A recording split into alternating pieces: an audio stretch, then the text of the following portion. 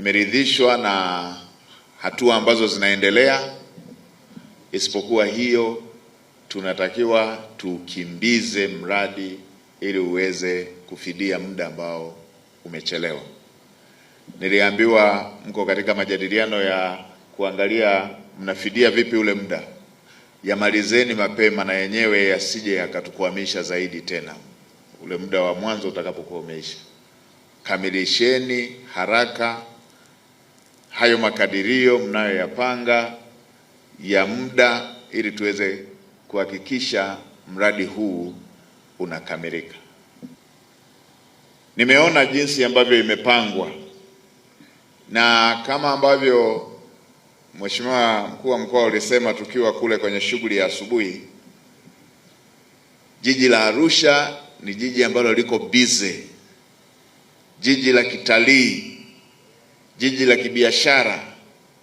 Na sasa mwaka kesho tuna na ugeni mwingine mkubwa wa mashindano makubwa ya hadhi ya Afrika ya AFCON yatakuwepo hapa.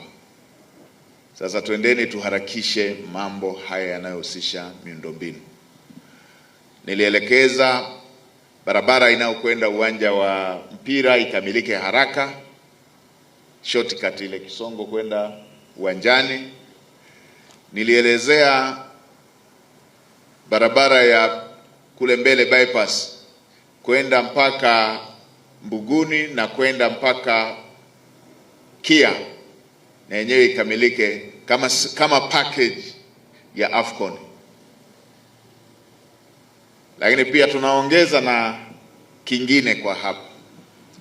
Nimeona matoleo kwamba hapa panatakiwa pawe na BRT. Sasa kwa standard ambazo zimeshafanyika kwenye majiji mengine yatakayokuwa mwenyeji wa AFCON, likiwemo jiji la Dar es Salaam, Zanzibar, na sisi hapa tuende kwenye standard hizo hizo. Tuendeni tuongee na wenzetu wakiwemo wa sekta binafsi, wakiwemo wa mabenki, tupate fedha zile za climate change, za masuala ya kukabiliana na masuala ya uchafuzi wa mazingira.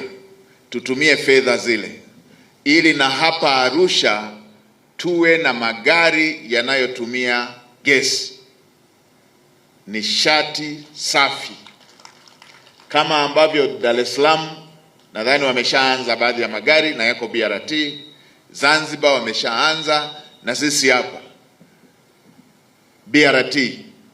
Lakini pia tutumie fedha zile za masuala ya mazingira ili tutakapokuwa na stendi hii pia tuwe na magari ambayo yanaweza kuwaleta wageni wetu na yanaweza kuwapokea wageni wetu.